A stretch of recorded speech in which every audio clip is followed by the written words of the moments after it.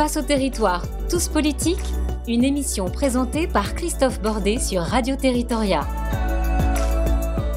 Bonjour à tous et bienvenue sur Radio Territoria pour cette nouvelle émission Face au territoire.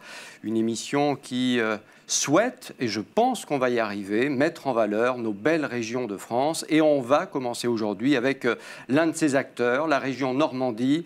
Et cet acteur, c'est Hervé Morin, qui est le président de la région Normandie. Bonjour Hervé Morin. Bonjour. Merci beaucoup d'être avec nous, de nous accueillir ici, au siège des régions de France, à Paris. Alors, à mes côtés, pour vous interviewer, Oriane Mancini, qui est donc journaliste présentatrice de la matinale de Public Sénat, et Nathalie Moret, qui est journaliste au bureau de Paris du groupe EBRA. EBRA, beaucoup de journaux dans ce groupe. Je vais en citer quelques-uns, Nathalie. L'Est républicain, les dernières nouvelles d'Alsace ou encore le Progrès de Lyon. Alors cette première émission en 3 parties. La première, c'est l'actu. Nous allons ensemble décrypter les dernières heures de l'actualité. Deuxième sujet, les dossiers du mois, les dossiers chauds du moment, et puis l'actualité politique. Parce que vous le savez, les régionales, c'est normalement dans quelques mois, et la présidentielle en 2022. Donc le programme est chargé. C'est parti pour l'actu. Face au territoire, l'actu. Alors Hervé Morin, l'actu de la semaine, c'est une fois de plus la Covid-19, c'est une fois de plus la vaccination, bien entendu. Et ces dernières heures, le président de la République est intervenu à la télé pour dire, voilà, je vous rassure, 2,3 milliards de doses sont désormais sécurisées par l'Europe, donc on pourra tous être vaccinés d'ici le mois d'août, en gros, c'est ce que dit le président. Est-ce que ça vous rassure que tout d'un coup, il y ait un pilote dans l'avion ? Je pense qu'il a toujours piloté l'avion, il n'y a pas de doute là-dessus. C'est bien d'ailleurs une des difficultés de la démocratie française, c'est qu'en fait on est dans une monarchie républicaine, si je puis dire, avec une concentration des pouvoirs dont on voit bien que le pouvoir s'apparente est plus souvent une apparence qu'une réalité, étant aujourd'hui l'impuissance est apparue avec beaucoup de... voilà. Tous les Français ont constaté à quel point, même dans une période de crise, dans une période où un État jacobin et centralisé aurait dû démontrer son efficacité face à des systèmes autonomes, régionalisés ou fédéraux, eh bien, même dans des périodes de crise, on constate que le système centralisé est un système qui dysfonctionne et conduit à l'impuissance. C'est ça qui est, je trouve, le plus fascinant en matière d'analyse de la gouvernance publique, c'est que on a perdu toute agilité, toute réactivité. Et ce système, qui d'ailleurs interroge beaucoup en matière démocratique, d'un homme entouré de quelques ministres qui décident de tout sans qu'il y ait aucun débat parlementaire, aucune décision de l'Assemblée nationale ou du Sénat, c'est tout de même assez unique comme système. Angela Merkel se retrouve à la fois au Parlement, à discuter des décisions avec les présidents des Landes. Vous avez à peu près les mêmes modèles en Espagne et en Italie, avec des débats démocratiques où chacun cherche à trouver les voies du consensus et du meilleur compromis. Chez nous, c'est décidé et tout le monde attend bouche bée ce qui sortira d'un conseil de défense.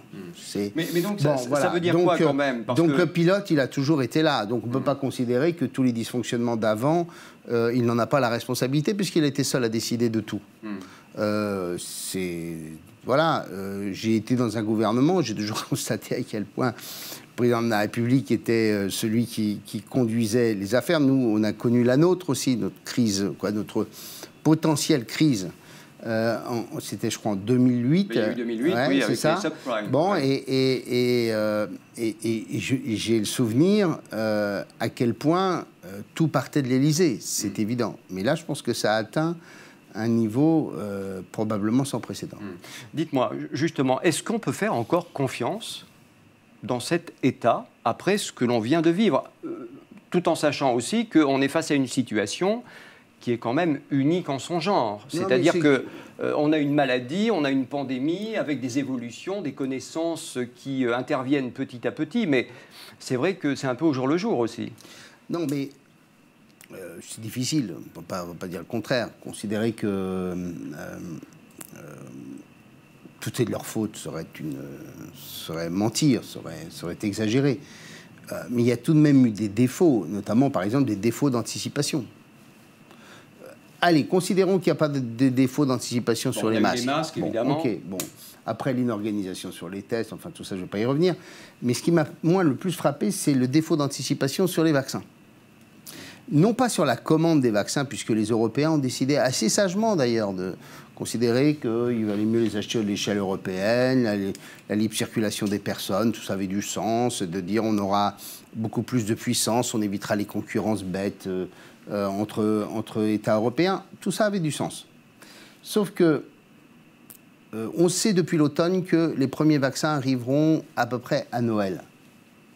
Moi, j'aurais été président de la République, j'aurais dit au Premier ministre, vous me convoquez les préfets, les directeurs généraux des agences régionales de santé, et vous leur dites, voilà, les vaccins vont arriver très probablement à Noël, vous m'organisez un plan de vaccination très précis, vous leur dites combien ils auront de doses à partir d'une proratisation, si j'ai bien compris, une proratisation pour l'essentiel démographique, et à partir de là, vous me mettez les élus autour de la table, les grands élus, et chaque semaine, vous me faites en sorte que les vaccins dont vous disposerez soient utilisés immédiatement. Parce que le sujet, c'est la course aux vaccins. Enfin, bon, voilà. Et donc, on a assisté à un système où tout d'un coup, en décembre, les vaccins sont annoncés et on se précipite dans un système totalement centralisé. On a tous des anecdotes qui, si la situation n'était pas grave, pourraient nous faire rire, de désorganisation, les uns ayant les aiguilles et pas le vaccin, les autres constatant où les camions arrivent aux hôpitaux, personne n'est prévenu que les vaccins sont en train d'arriver. Enfin, mais bon, bref. Concrètement, Hervé Morin, il aurait fallu faire quoi? Il aurait fallu, par exemple, que la France commande elle-même ces vaccins? Non, je vous ai dit le contraire. Je pense ça avait du sens de faire en sorte que les pays de l'Union européenne se mettent ensemble pour à la fois avoir le poids pour le faire et dans un schéma qui est celui d'un espace unique qui amène normalement les Européens à circuler au sein des pays de l'Union. Donc, ce que je reproche, c'est l'absence d'anticipation dans l'organisation du système. Mais Hervé Morin, ça a fait l'objet d'une... Cette stratégie vaccinale que vous dénoncez a fait l'objet d'un débat au Parlement où il y avait tous les groupes parlementaires, et tous les groupes parlementaires ont dit ce qu'ils avaient à dire, et globalement, ils étaient plutôt d'accord avec la stratégie qui était décidée. Oui, enfin, sauf que si vous voulez, ce débat devrait être... D'abord, ce n'est pas des débats dont on a besoin, c'est des débats et des votes. Et d'autre part, on aurait besoin, comme dans toute démocratie, de débats réguliers. On a bien vu qu'on a changé d'orientation à plusieurs reprises, qu'il y a eu des modifications dans la stratégie qui sont intervenues, j'allais dire, quasiment chaque semaine. Alors, je ne demande pas qu'il y ait des débats chaque semaine, mais il serait quand même assez cohérent que régulièrement, les parlementaires soient appelés non seulement à débattre, mais à voter sur comment on organise les choses. Je crois que ça aurait du sens dans une démocratie normalement parlementaire. Donc il y a un manquement démocratique, pour être clair. C'est même pas un manquement, c'est la dérive de la Ve République. Et c'est la dérive de la Ve République accentuée par le quinquennat. J'ai été un des seuls parlementaires à m'opposer au quinquennat, donc je suis assez heureux de l'avoir fait aujourd'hui, parce que vous avez des parlementaires qui n'ont aucune légitimité propre. Leur légitimité dépend directement du chef de l'État, qui d'ailleurs leur rappelle régulièrement que s'ils sont élus, c'est grâce à lui. Oui. Mais on appelle les godillots. Appelez-les comme vous voulez. Et donc, en clair, on a un Parlement qui n'a aucune légitimité politique propre, avec en plus, là, cette fois-ci, des parlementaires sans aucune expérience, ou très peu d'expérience. Mais au-delà de ça, donc un système qui est totalement déséquilibré. Je vais donner la parole dans un instant à Oriane Mancini, bien entendu, mais je voulais encore vous poser une petite question par rapport au confinement ou au reconfinement, puisqu'on a cru à un moment, il y a quelques jours maintenant, que nous allions être confinés, et puis le Premier ministre est venu nous dire le contraire à la télévision. Ça a été confirmé par le président de la République, et tout d'un coup, le discours change, c'est-à-dire qu'à un moment, on n'arrêtait pas de dire que le gouvernement infantilisait les Français. Là, tout d'un coup, ça y est, on vous fait confiance, l'avenir est entre vos mains, etc., etc. Est-ce que vous avez le sentiment que ça y est, ce ne sont plus d'une part les médecins qui gouvernent, d'autre part la peur qui gouverne, et qu'ensuite, ça y est, on ne nous prend plus pour des enfants dans cette histoire? C'est extrêmement difficile. Franchement, j'entends de plus en plus de personnes, notamment dans les jeunes générations et dans les milieux actifs, dire « mais on ne va tout de même pas plomber le pays à ce point, notamment pour les plus anciens ».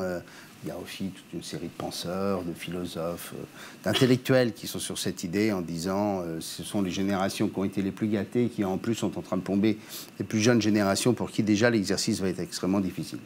Ce discours a un vrai sens. On ne peut pas leur dire ce discours est idiot. Cependant, ça tient la route jusqu'au moment où vous vous retrouvez avec des hôpitaux qui ne sont plus capables d'assurer de venir au secours de chacune et chacun d'entre nous. C'est valable jusqu'au jour où vous-même, un de vos conjoints ou un de vos parents se retrouve confronté au Covid et dans l'incapacité d'être soigné parce que les hôpitaux sont à saturation. Donc ça, c'est un discours théorique qui tient la route, disons-le comme ça, mais c'est un discours qui, au bout du compte, est un discours intenable. Personne ne pourrait supporter l'idée que l'un d'entre nous, l'un de nos proches, ne puisse pas être soigné parce que on a fait le choix qu'évoquent un certain nombre de penseurs et d'intellectuels. Donc je pense que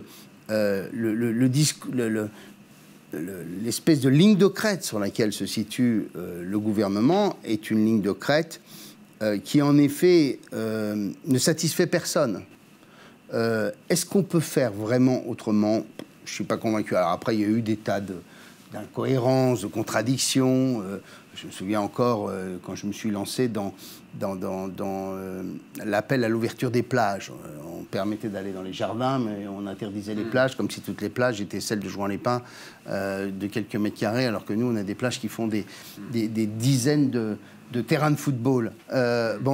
Donc, il y a eu beaucoup d'incohérences, beaucoup de contradictions qui, au bout du compte, ont été relevées par nos compatriotes et qui ont exaspéré nos compatriotes. Mais au-delà, le discours entre infantilisation et responsabilité, oui, on voit bien la tentation en permanence de faire à la fois de vouloir protéger un maximum et de l'autre de dire aux Français c'est aussi votre histoire. Bon. Mais c'est une ligne de crête difficile. Et vous approuvez le fait d'attendre pour reconfiner ? Ou il aurait fallu commencer à prendre des mesures plus drastiques? Je n'ai pas tous les indicateurs comme les a le président de la République, mais si on peut rester sur cette ligne de crête pendant plusieurs semaines en s'évitant le confinement, tout le monde est d'accord. La seule chose, c'est que quand on vous explique que les variants sont beaucoup plus contagieux, que les vaccins ne répondent peut-être pas aux variants, etc. Bon, voilà, mais... Donc, il y a eu de nouvelles études, justement, sur les variants ces derniers jours. Vous avez les chiffres pour la région Normandie? Non, je ne les ai pas. Je ne les ai pas. Vous voulez commander, je crois, 500 000 doses de vaccins, c'est ça, pour la région Normandie? Je me situe dans un contexte dans lequel on nous expliquait que de toute façon, il n'y aurait que 40 millions de Français qui seraient vaccinés à l'horizon de l'automne. Vous vous souvenez, on a eu à peu près tous les chiffres sur la situation.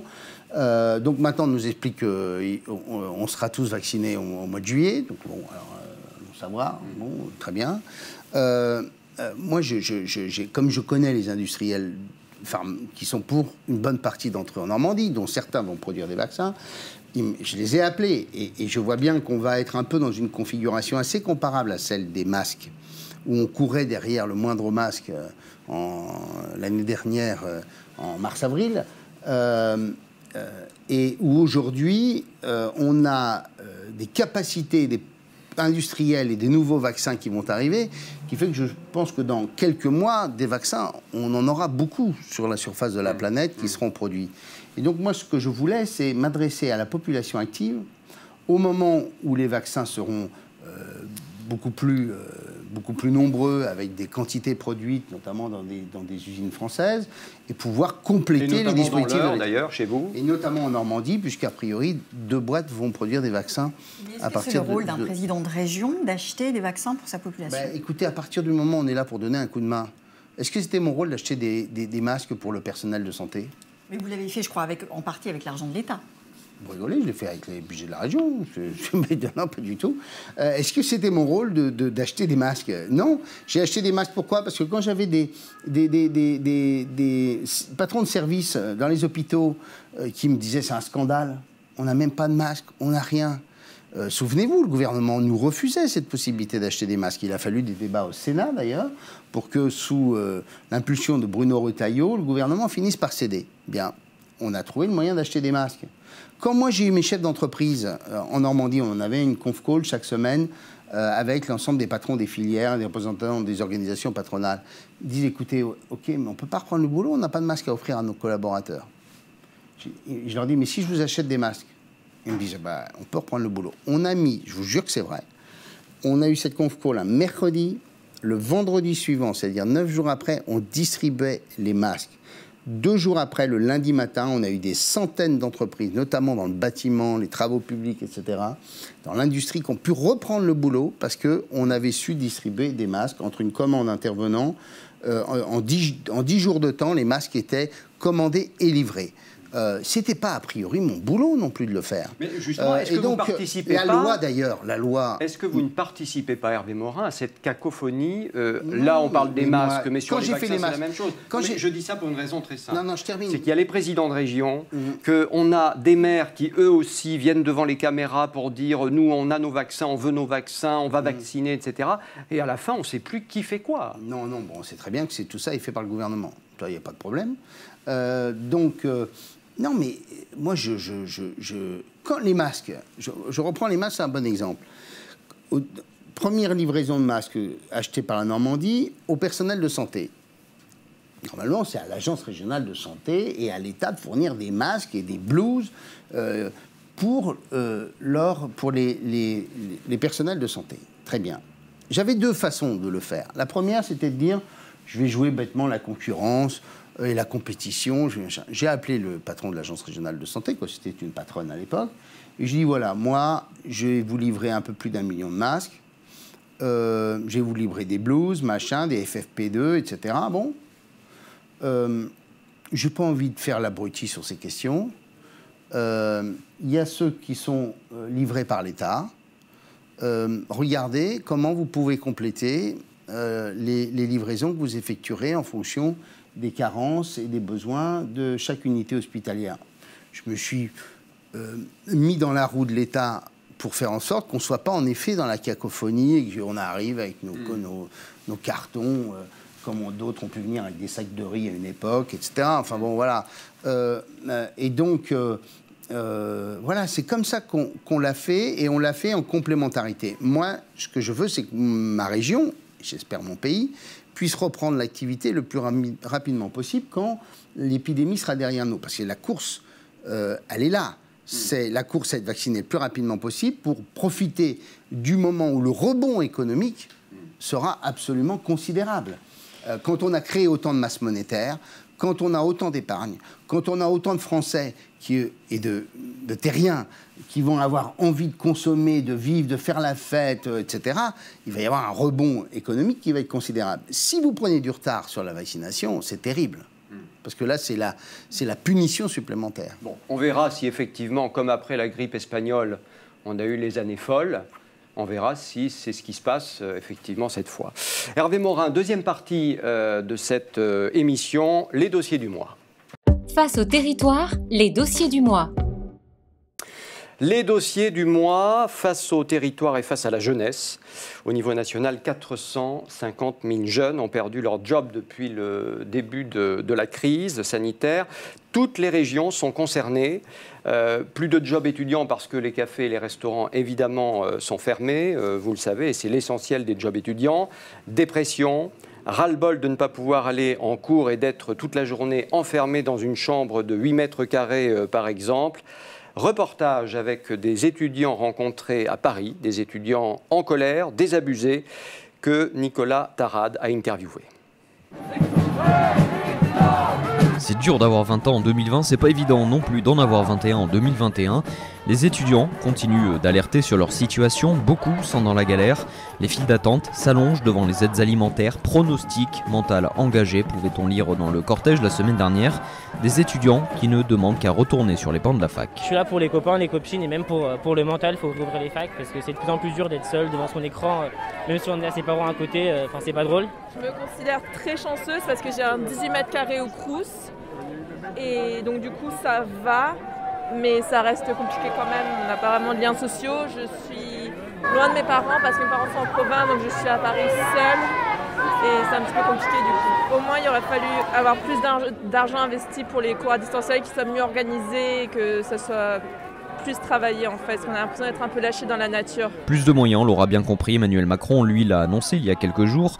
2 repas par jour à 1 € et des chèques psy pour les étudiants en détresse psychologique. Des mesures jugées insuffisantes. C'est pour ça qu'il faut que les facs réouvrent pour toutes et tous, pas que pour les L1. Et surtout faire en sorte qu'on puisse tous revenir à l'université, donc avec des jauges de 50% notamment. Et surtout les consignes barrières. Donc ça, pour ça, il faut des moyens, il faut des profs en plus. Il faut être en demi-groupe et pas en promo entière. Voilà, tous ces sujets-là, il faut pouvoir faire en sorte de les avoir et c'est pour ça qu'on est dans la rue aujourd'hui. Des centaines de jeunes ont donc battu le pavé aux côtés des personnels de l'éducation nationale afin de dénoncer leurs conditions et le manque de considération du gouvernement. Objectif très clair, ils réclament unanimement la réouverture des universités. Hervé Morin, des mesures ont été prises par le gouvernement ces derniers jours. Notamment, il y a les repas à 1 €. Il y a ce chèque pour aller voir un psychologue si jamais on ne se sent pas très bien. Est-ce que vous estimez que ce sont des mesures suffisantes? Il y a aussi l'idée de retourner à la fac 1 jour par semaine. Est-ce que ce sont des mesures suffisantes et adaptées à la situation? On est encore sur le même débat que le débat précédent. Moi, je n'aurais pas fait comme ça sur les universités. Je l'ai dit au mois d'août dernier, donc on ne peut pas me dire... On a oublié depuis le mois d'août, allez-y. Oui, non, mais je le dis parce qu'après, on va se dire, comme toujours, les mecs qui vous racontent une histoire après qu'elle ait été écrite. Bon.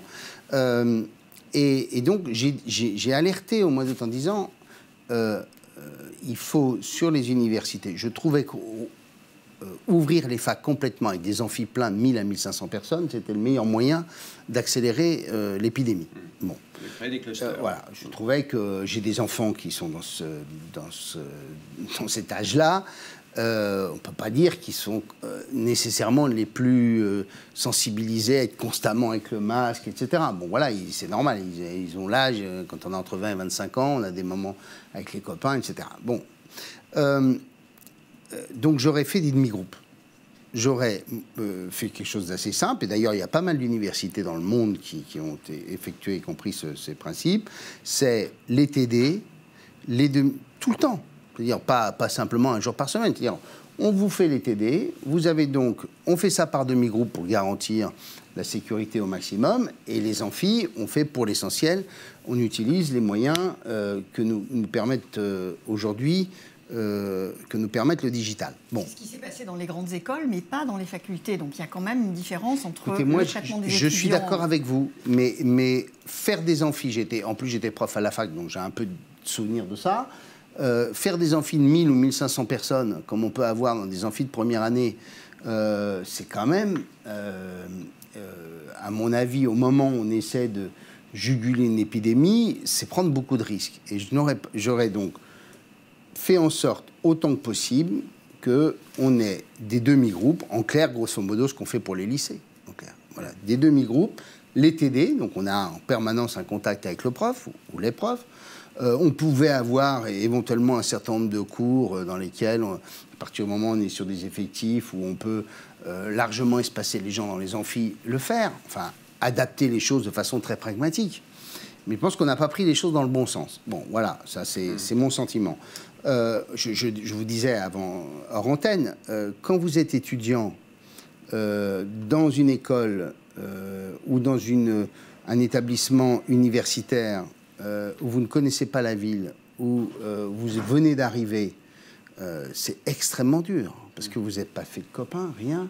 Vous êtes seul face à vous-même. Selon certaines études, c'est quand même très compliqué d'apprendre. Oui. En plus, quand il y a des choses un peu techniques, etc. Voilà, donc, est-ce que ça veut dire qu'on va avoir quand même une génération un peu sacrifiée? J'ai été, pour tout vous dire, visiter des labos à l'université de Rouen. Donc, on a bien entendu évoqué ces sujets il y a 15 jours. Il commençait à y avoir les épreuves, des partiels en clair. Il constatait qu'il y avait tout de même, non pas un décrochage en volume plus important, à la marge, mais pas considérable, mais une baisse du niveau. Ça, c'était pour eux une évidence. Alors nous, on a mis en place des choses de la région, on a financé, on a accordé 1 million d'euros à l'université de Rouen, à l'université de Caen, à partir des équipements qu'ils souhaitaient. C'est eux qui ont choisi les équipements et on a payé, pour permettre des cours à distance, pour permettre des capsules, pour autant que possible, améliorer les conditions pédagogiques. Voilà. Je pense qu'on avait les moyens de maintenir une relation sociale sans être dans un premier temps, globalement, tout est ouvert, puis après, tout est fermé. Voilà. Qu'est-ce qui a conduit à ce retard? Tout le monde est un peu d'accord pour dire qu'effectivement, le problème estudiantin est l'angle mort de cette gestion de crise. Qu'est-ce qui l'explique, vous qui avez été au pouvoir il y a quelques années? C'est quoi qui peut expliquer cette... écoutez, soit la ministre de l'Enseignement supérieur ne s'est pas fait assez entendre, soit elle ne l'a pas assez entendu elle-même, c'est une première hypothèse. La seconde, c'est que quand on a un pouvoir qui est totalement submergé par une crise, nécessairement, on finit par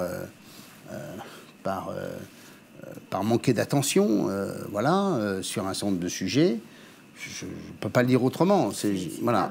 Je suis d'accord. Sur les lycées, puisque la région en charge des lycées, est-ce que là, les choses se passent mieux? Vous l'avez dit, il y a des organisations semi-présentielles. Est-ce que ça se passe mieux? Et est-ce que là aussi, tout ça couplé à un nouveau bac, à une réforme du bac, et le bac qui ne sera pas passé de manière normale cette année, vous craignez d'avoir des bacheliers avec un bac au rabais et là aussi une génération sacrifiée?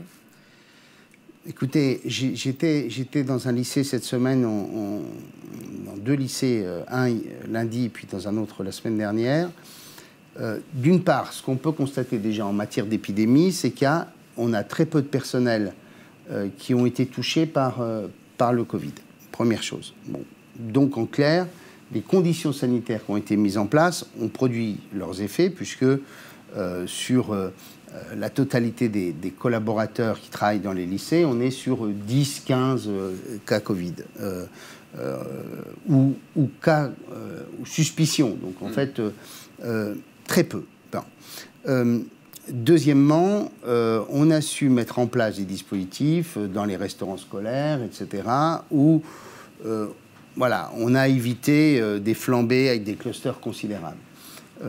Troisièmement, le fait d'avoir su maintenir ce système par demi-groupe, là où les demi-groupes s'imposaient, fait que je n'ai pas le sentiment que les proviseurs nous disent on a des lycéens qui sont en perdition. Je pense que ce qu'on avait pu vivre l'année précédente, on ne le vit pas de la même façon cette année. C'est le sentiment de l'ensemble des déplacements et des conversations que je peux avoir avec les proviseurs. Alors, il est évident que c'est plus difficile. Ne doutons pas. Alors moi, par exemple, j'ai acheté beaucoup d'ordinateurs portables pour essayer de lutter contre la fracture numérique. Les clés 4G aussi, parce que c'est vrai que dans certains coins... et puis là, on a décidé d'en tirer les conséquences. Donc on avait acheté quand même pour 4 millions d'euros d'ordinateurs portables.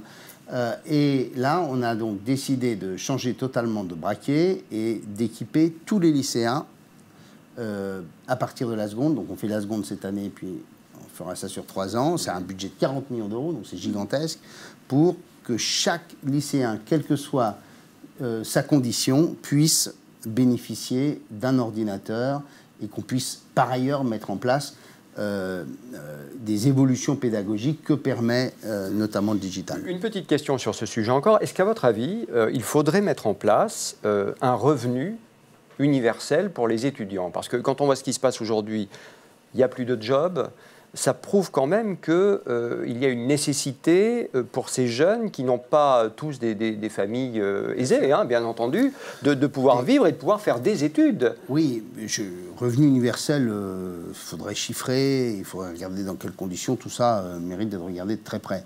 Non, mais on a tellement d'argent en ce moment. Oui, l'argent coule à flot, oui, mais sauf que ça ne va pas durer aussi. Il y a un moment où on sera rattrapé par la réalité. Il faut quand même se dire que c'est une idée qui commence à infuser, même au-delà de la gauche qui traditionnellement la portait. Bon. Au-delà de Benoît Hamon. Oui, nous sommes d'accord. Mais ce n'était pas le revenu universel de Benoît Hamon, il se construisait différemment. Oui, bon, enfin, peu importe. Ce que je crois, c'est qu'on ne peut pas non plus considérer que ce que nous vivons aujourd'hui va être quelque chose de permanent. Donc on ne peut pas tirer d'une période de crise la mise en place d'un revenu universel comme solution permanente, à mon sens. Tant deux, il faut bien sûr qu'on soit en capacité de soutenir tous ceux qui en ont besoin. C'est ça qui me paraît la clé. Alors vous avez cité ce qu'a fait l'État, tardivement en effet.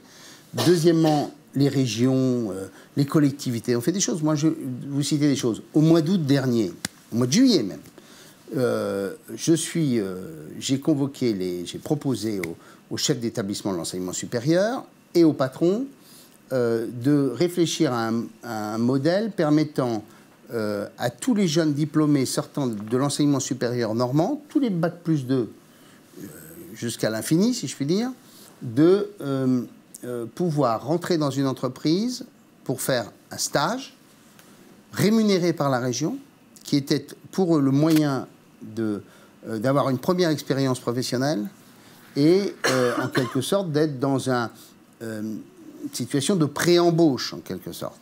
Donc on a ouvert 2000 stages étudiants à partir de bac+2 pour tous les diplômés normands. On a à peu près 20 000 sorties de diplôme chaque année et leur permettre de rentrer dans une boîte ou dans une collectivité locale. On leur accorde 650 € par mois, 50 et 250 € de plus pour la mobilité, plus une aide au logement.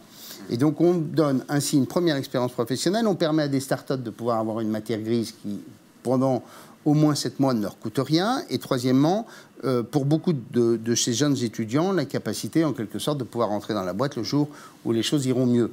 On a accordé des aides aux Crous pour permettre aux Crous de pouvoir venir aux étudiants qui sont les plus en difficulté, notamment dans le champ des formations sanitaires et sociales, parce que ce sont des étudiants... Tout simplement que les régions étaient quand même beaucoup plus efficaces, là aussi, sur ce sujet-là que l'État.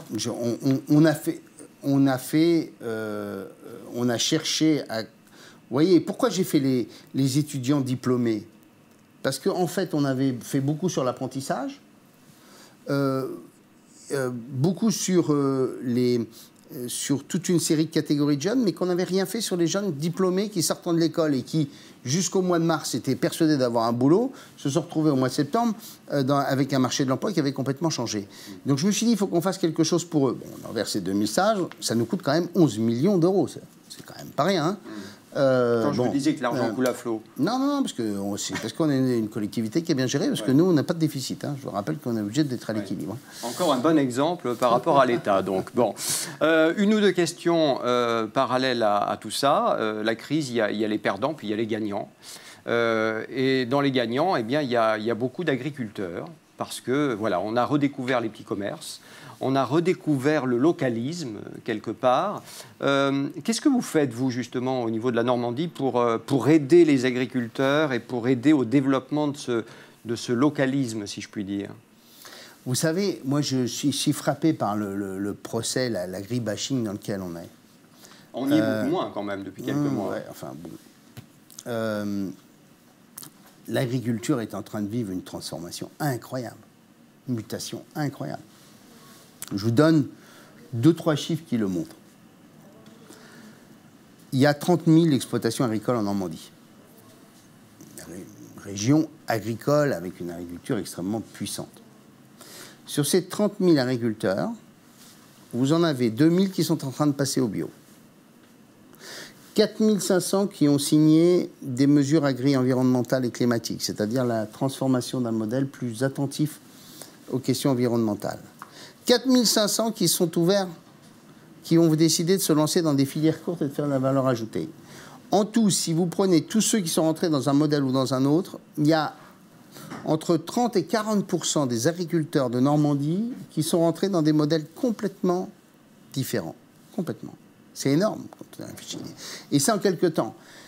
Et ça va d'autant plus vite qu'on assiste à un phénomène que personne n'intègre, c'est que la plupart des agriculteurs qui s'installent aujourd'hui sont des gens issus de la ville. Et ce sont aussi des gens qui arrivent dans l'agriculture beaucoup plus tard. Vous avez des ingénieurs. Là, je suis allé chez quelqu'un qui a décidé, on a un plan sur les protéines végétales, qui a un vrai enjeu pour la France entière et aussi pour la Normandie. Eh bien, je suis allé visiter un agriculteur qui fait de la lentille, et il est issu de l'industrie aéronautique. Et il a plutôt 40 balais que 25 ou 30 ans. Votre objectif, c'était 300 installations, oui, c'est ça? Plus de 300. Oui. Bon, mais donc, on a une transformation, une mutation considérable. Donc on les aide beaucoup à travers le développement de la récupération de la valeur ajoutée à la ferme, c'est-à-dire la transformation des produits. On a des agriculteurs qui ont intégré l'idée qu'ils ne sont pas là simplement pour produire pour l'industrie, mais qui sont là pour produire pour le consommateur, et que désormais ils ont un langage. Pendant 20 ans ou 30 ans, on a dit aux paysans il faut produire le moins cher possible pour que l'industrie agroalimentaire puisse produire le moins cher possible et être le plus performante. Maintenant, l'industrie agroalimentaire a complètement changé, ou en grande partie sur le sujet. Et deuxièmement, les agriculteurs peuvent s'adresser directement aux consommateurs, ce qui est nouveau. Alors, par exemple, durant la crise, on a fait une plateforme, parce qu'on a une monnaie régionale qui s'appelle le Relon, pour favoriser les filières courtes. Et donc, on est la plus grosse monnaie régionale française, ah oui, certainement. C'est quoi son taux, là je n'ai pas les chiffres en tête, mais après, si je donne un chiffre qui n'est pas le bon, vous allez, on va me le rappeler. Hein, le taux s'écroule après. Le taux ah non, c'est 1 euro pour un relon. C'est ça. Non, mais ce que je voulais, c'était... Je croyais que vous me disiez combien de personnes. Mais, donc, on propose aux commerçants de s'inscrire dans cette démarche dès lors qu'ils sont filières courtes, etc. On ne peut pas échanger le relon dans un supermarché. Hein. Bon. Et donc, on a une plateforme où tous les agriculteurs qui ont des produits à vendre peuvent s'inscrire, qui était à l'origine dédiée à ceux qui acceptaient le relon et qu'on a laissé ouvert pour tout le monde. Ce qui fait qu'on a aujourd'hui 1500 exploitants agricoles qui sont géolocalisés. Vous habitez à un endroit et immédiatement, vous allez sur la carte. Et vous voyez, ça s'appelle au rendez-vous des Normands, je crois, le site. Et vous avez autour de vous ceux qui sont capables de vous vendre des produits locaux. Nathalie Moret, je voulais vous donner la parole parce qu'il y a une question qui revient sur le devant de la scène ces derniers temps au sujet de cette région Normandie et de cette région Île-de-France. Je vous laisse la parole. Oui, région Île-de-France, région Paris. Est-ce que le Grand Paris ira jusqu'en Normandie? C'est une des questions importantes. Alors, je sais que les Normands sont un petit peu réticents, mais quelque part... Mais alors, justement, je vais me faire l'avocat... Je vais me faire l'avocat du diable. Est-ce que, justement, pour la Normandie, il ne pourrait pas y avoir un bénéfice, des atouts à être rattachés au Grand Paris? Parce qu'à la rattachant toute la France au Grand Paris, c'est ça ce que vous êtes en train de me proposer? Non, pas du tout, mais c'est vrai. Non, mais c'est une vraie question. Non mais attendez, ok, nous on a la chance, enfin, d'être réunifiés. On a beaucoup souffert de la division de la Normandie en deux. La haute et la basse Normandie, ça a été pour nous un facteur gigantesque d'affaiblissement. Nous avons enfin une région qui est bien dimensionnée, qui est sur ses fondations historiques, qui peut développer la fierté d'être normand, faire en sorte que les Normands intègrent l'idée qu'il y a une communauté de destin qui est la nôtre. Il y a la communauté de destin nationale, mais il y a aussi la communauté de destin régionale, et faire en sorte progressivement de cultiver cette fierté d'être normand, que nous soyons les ambassadeurs de notre propre région, comme les Bretons savent si bien le faire. Les Bretons, si vous avez du beurre normand, ils achètent du beurre breton.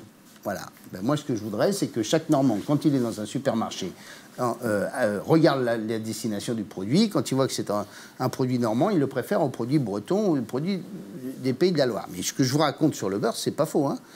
Demandez à un patron de supermarché en Bretagne, il faut qu'il ait du produit. Demandez, voilà. Bon. Donc, on a une région qui enfin et sur ses bases historiques, qui est en train de cultiver des solidarités, des réseaux normands pour se fortifier. Aujourd'hui, je prends un exemple simple. Quand nous allons au CES à Las Vegas, la deuxième délégation après l'Île-de-France, c'est la Normandie. Avant, on n'existait pas. Quand on va au Salon de l'Agriculture, on a, je le dis, le plus beau pavillon aujourd'hui, voilà. Parce donc, que chacun reste avec sa chapelle. Non, c'est pas une chapelle. Donc il n'y a pas de synergie possible, parce qu'effectivement... Non, mais attendez, des synergies... Oui, pour bâtir avec Valérie Pécresse un contrat de plan sur l'axe Seine. Mais enfin, l'idée selon laquelle l'Île-de-France doit aller jusqu'à la mer, parce que c'est ça l'idée.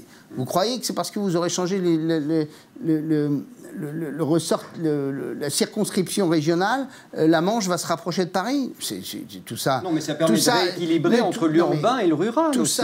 Tout ça est fumeux derrière. Quand j'entends ces gens me parler de ça, derrière, il y a quoi de concret? Il y a quoi concrètement? C'est quoi l'idée? Ok, oui, on a fait des choses. On n'a pas besoin de faire des régions. Quand on fait la Seine à vélo, en effet, quand on fait Normandie impressionniste et un contrat de destination sur les questions, là aussi, on travaille avec l'Île-de-France. Quand on décide avec Valérie Pécresse de financer un certain nombre de programmes sur la Seine, on le fait. Mais pensez que... Parce que c'est pas fait pour la Normandie, c'est fait pour l'Île-de-France. C'est en clair, c'est... Donc vous êtes perdant, c'est ce que vous êtes en train de dire. Attendez, nous, on va pas les se noyer dans un ensemble urbain, on sera toujours considéré comme la 5e roue du carrosse. Enfin voilà, c'est tout, quoi. Les Parisiens sont complètement ethnocentrés sur leurs problématiques parisiennes. Vous croyez que le paysan de l'Orne ou de l'Eure va être entendu par les Parisiens, enfin les tout ça. Les Parisiens vont de plus en plus dans le Perche. On est heureux de les avoir. On est heureux de les accueillir. On est heureux, au contraire, de ces nouveaux habitants qui sont en train d'arriver, qui dopent le commerce local parce qu'ils ont du pouvoir d'achat, qui permettent aux bâtiments de pouvoir avoir des carnets de commandes. Parfois sont un peu gênés par le coq qui chante à 5h du matin, mais bon, ça c'est un autre détail. Des carnets de commandes. Bon, et puis les Parisiens, ils sont tous, la plupart du temps, ils ne sont pas parisiens d'origine. Donc ils reviennent aussi dans leur... Allez, Oriane Mancini. Un mot sur le Brexit. Mais ça, c'est vraiment... Je termine. Ça, quand je les entends, j'ai le sentiment qu'ils portent cette idée-là parce qu'ils n'ont aucune idée. Vous voyez? Sur le fond. Oriane Mancini. Un mot sur le Brexit. On a beaucoup parlé de l'inquiétude des pêcheurs normands, bretons, à juste titre, mais normands en ce qui vous concerne. Est-ce qu'il y a aussi du positif à tirer pour la Normandie? Je crois que le port de Cherbourg a vu son trafic multiplié par 3 depuis le Brexit, puisque les transporteurs entre l'Irlande et l'Union européenne cherchent à contourner le Royaume-Uni. Comment la Normandie peut tirer profit de ce Brexit? Eh bien là, par exemple, c'est comme si on avait besoin de l'Île-de-France pour ça. Non mais ne me regardez pas quand vous êtes dit Île-de-France. On sent que ça vous reste en travers de la gorge, en tout cas. Enfin, mais quand j'entends Anne Hidalgo raconter ces histoires-là, derrière, j'ai envie de lui dire, mais concrètement, c'est quoi? Qu'est-ce qui t'a empêché de faire des choses depuis des années que tu es maire de Paris? Oui, enfin... Alors, très bien, oui. La façade maritime... allez... Qu'est-ce qu'on fait là? Comment on aligne? Quel programme on porte? Quand il s'agit de faire en sorte qu'on augmente le trafic fluvial, ça fait 20 ans qu'on attend ce qu'on appelle la chatière, c'est-à-dire une digue permettant la connexion entre la mer et la Seine. Qui a décidé de le faire? La région Normandie, seule, parce que l'État ne le faisait pas depuis 20 ans. 120 millions d'euros d'investissement. Bien, vous croyez que j'ai besoin d'Anne Hidalgo pour bâtir, pour porter la chatière? Enfin bon, alors je reviens à mon histoire. Alors le Brexit. Le Brexit sur Cherbourg, très forte augmentation en effet du trafic avec l'Irlande, puisqu'on a aujourd'hui, pour vous donner une idée, vous me pardonnerez si je me trompe, mais on a aujourd'hui 5 allers-retours. On en avait 2. Et donc, augmentation du trafic poids lourd considérable. Et donc, j'ai décidé le financement d'une plateforme permettant de faire du ferroutage et une autoroute ferroviaire. Donc, en clair, on a, à partir de 2022, et c'est nous qui l'avons fait, alors ça a été repris par Jean Castex, après j'étais ravi qu'il s'attribue quelque chose qu'on avait décidé avant, et financé avant, qui est donc un axe Cherbourg-Bayonne, qui permettra de développer le fret ferroviaire, et ça sera en réalité le première autoroute ferroviaire important. Et donc, on va continuer cet exercice parce que ça, on le faisait avec... parce qu'on trouvait qu'il y avait un potentiel important. Quand on passe à 5 ferries par jour, on voit bien qu'il doit y avoir une partie du flux qui doit aller ailleurs que dans le sud de la France, puisque c'était notamment le sud de la France pour rejoindre ensuite le Maghreb ou l'Espagne. Et donc, on va essayer de regarder s'il n'y a pas non plus du fret ferroviaire à bâtir qui va, lui, plus vers Paris, etc. Donc, il y a en effet cet atout-là. Il y en a un second sur lequel, pour l'instant, on n'a pas de piste réelle, mais qui va venir, j'en suis sûr, c'est l'enseignement supérieur. Parce que, comme vous le savez, l'Union européenne finance beaucoup la recherche et que les labos britanniques vont rechercher probablement à trouver l'accès au financement européen et au réseau européen sur la recherche. Et donc ça, c'est la piste que nous allons... on l'a déjà fait il y a 2 ans, mais tant qu'on n'était pas dans le dur, c'était compliqué de pouvoir porter ce message-là. Mais c'est un message qu'on portera et on retournera. On profitera notamment des écoles normandes qui ont des accords avec les écoles, avec des écoles au Royaume-Uni pour voir si on ne peut pas ouvrir des antennes nouvelles sur l'enseignement supérieur. C'est au moins 2 sujets sur lesquels on doit pouvoir trouver des atouts, mais il y a beaucoup d'inconvénients à côté de ça, il ne faut pas l'oublier. D'une part, c'est quand même un échec, et deuxièmement, ça a des coûts considérables. Il a fallu équiper les ports, c'est plus d'une vingtaine de millions d'euros d'investissement. 20 millions, nous. 20 millions. C'est des milliers de fonctionnaires supplémentaires, c'est des contrôles. Bon, enfin voilà, c'est pas le sens de l'histoire. On nous avait dit que ça allait être difficile à mettre en œuvre, etc. Et ça a l'air de fonctionner quand même. Oui, mais c'est difficile, mais les contrôles sont faits très souplement à l'heure actuelle. Oui, d'accord. Bon. Hervé Morin, c'est la dernière partie déjà de cette émission et on va parler de l'actualité politique. Face au territoire, tous politiques. Alors Hervé Morin, première question sur les régionales. Est-ce que vous êtes rassuré quelque part? Il y a évidemment le vote du Sénat il y a quelques jours sur le sujet. Vous êtes rassuré? Les régionales auront bien lieu au mois de juin prochain? C'est l'épidémie qui nous dira si elles peuvent avoir lieu. Oui. Si elles peuvent avoir lieu. Non mais là on ne reconfine pas pour les vacances et on nous dirait après pour les élections qu'on ne peut pas aller voter parce qu'il y a l'épidémie. Ça sera assez incohérent. Si c'est l'état actuel. Voilà, si c'est l'état actuel. Mais si les variants sont aussi contagieux, etc., bon voilà. Moi ce que j'espère... Vous ne opposerez pas à un report des régionales s'il était décidé pour raisons sanitaires? Parce qu'on entend des présidents de région dire ça sera juin. Moi, je souhaite que ce soit juin, mais si le pays est totalement atteint par une troisième vague considérable, faut être raisonnable aussi. Enfin, bon, donc ça peut être juin, ça peut être peut-être dans le dernier cas de figure fin septembre. On ne peut pas faire campagne au mois d'août, hein, donc ça veut dire qu'il faut que ça soit vraiment à la fin du mois de septembre, mais ça ne peut pas être après, parce qu'après il y a l'élection présidentielle. Donc il faut... Voilà, on a entendu certains à La République En Marche dire que ça pouvait très bien être après la présidentielle. Oui, mais dans ce cas-là, c'est en décembre 2022. Oui. Bon, écoutez... Nouvelle atteinte à la démocratie.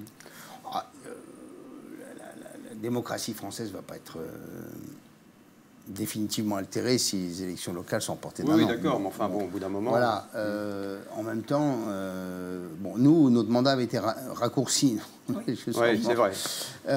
Mais très clairement, le bon calendrier, c'est juin, et ça doit, je l'espère, avoir lieu à cette date-là. Après, il faut quand même regarder les choses avec suffisamment d'objectivité.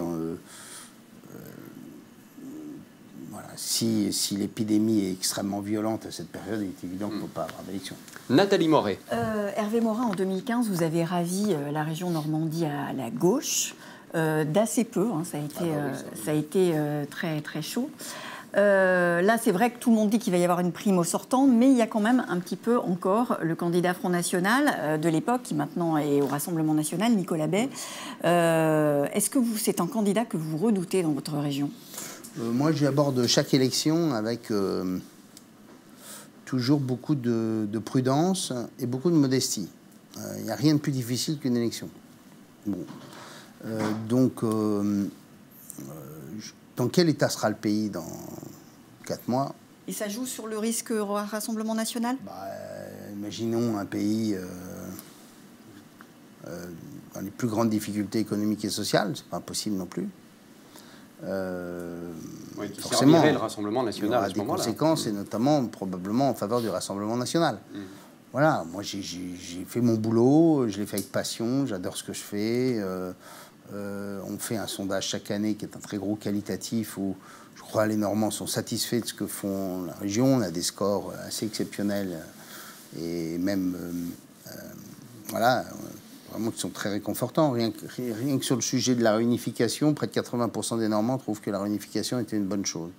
Alors qu'on nous avait expliqué pendant 20 ans que c'était impossible. Et tant à Caen qu'à Rouen, ça aurait été la rivalité. Voilà. Mais j'ai parfaitement conscience qu'on est dans une période telle que tout peut arriver. Tout peut arriver. Voilà. Être prudent. La présidentielle 2022, vous êtes candidat ? Non. Ah bon, non, parce qu'il y a quand même inflation à droite et au centre droit. Oui, quand on regarde la liste, c'est quand même très impressionnant. Oui. On a, par exemple, pourquoi pas, le maire de Cannes, M. Lisnard, Valérie Pécresse, possiblement, Bertrand, Juvin, Retailleau, le maire de Saint-Étienne. Le maire de Saint-Étienne. Bref, c'est lequel le meilleur d'entre vous, à votre avis ? Pour moi, c'est pas un sujet pour le moment. Ah oui, bien sûr. Ça, c'est de la langue de bois, par contre. Non, Michel Barnier, ça serait le bon candidat ou pas, Hervé Morin ? Tout le monde le sait. J'avais un candidat, il s'appelait François Baroin. Bon, voilà. Oui. Je trouvais que l'homme était l'homme de la situation. J'aime beaucoup François. Je trouve qu'il était l'homme qui pouvait rassembler les Français et qui connaît intimement la France. François a fait un autre choix, qui est un choix d'ailleurs très courageux, qui est de considérer que cette élection n'est pas pour lui. Voilà, qu'il ne voulait pas... Voilà, je trouve que c'est courageux de l'annoncer suffisamment tôt pour que sa famille politique... Enfin bon, il l'a fait savoir. Et donc... on l'a compris, en tout cas. On l'a compris. Oui. Ludovic Vigogne n'a pas écrit son papier comme ça par hasard. Et donc, voilà. Donc moi, j'avais un candidat, il n'est plus là. Pour l'instant, c'est plus ma question. Voilà. Je ne veux absolument pas m'occuper des présidentielles. Est-ce que vous pensez qu'il faut une primaire à droite ou pas, vous ? Très franchement, ça va. Il y a deux hypothèses. La première, il y a tout d'un coup quelqu'un qui apparaît dans le panorama politique comme emportant et franchissant allègrement les obstacles par l'enthousiasme qu'il inspire aux Français. Pour l'instant... Ça vous paraît possible ? Parce que la campagne va débuter dans quelques mois, quand même. Pour l'instant, je n'en vois pas. Bon. Donc il n'y a personne pour l'instant à droite. Non, mais je dis qu'il n'y a personne qui s'impose au point qu'il n'y ait pas un mode de sélection. Oui. Bon, si ça avait été François Baroin, c'est ce que j'ai dit à François, j'ai dit ce qui était incroyable, c'est que d'habitude, il faut tuer père et mère pour devenir candidat à l'élection présidentielle. Là, tu suffisait que tu appuies sur le bouton pour que tout le monde se range derrière toi. C'est quand même un cas assez rare. Bon, ça n'a pas été le cas. Donc là, maintenant, si quelqu'un appuie sur le bouton, personne ne se range systématiquement... Et très généralement. Il n'y a pas de leader, ça veut dire que possiblement beaucoup de militants, de sympathisants de droite et du centre voteront Macron à la présidentielle de 2022. Non, il y a un peu de ça quand même. Non, je dis là, je parle de la sélection du candidat à l'élection présidentielle. C'est une chose. Après, il y en aura un. Non, mais il faut qu'il soit rassembleur, etc. C'est compliqué. Après, il y en aura un ou une. Et donc, viendra le moment de la campagne électorale.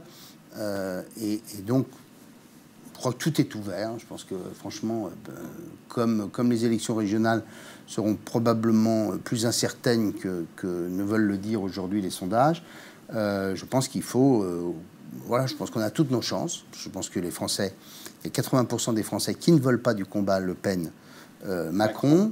Je constate que le sondage Harris de la semaine dernière, dont, très curieusement, n'a pas publié le second tour, mettait quasiment à égalité... Madame Le Pen et le chef de l'État. Donc on voit bien que les Français vont chercher aussi quelqu'un qui puisse répondre à leur attente, quelqu'un qui rassemble, qui les comprenne, etc., qui est... voilà. Alors, j'ai cru comprendre, Hervé Morin, que votre ami Jean-Christophe Lagarde était partant pour la présidentielle. Et puis un bon vent. Voilà. Ça, c'est fait. Ça, c'est fait. Il y a quelqu'un dans votre, quelqu'un dans votre région qui est très populaire, c'est Édouard Philippe. Oui.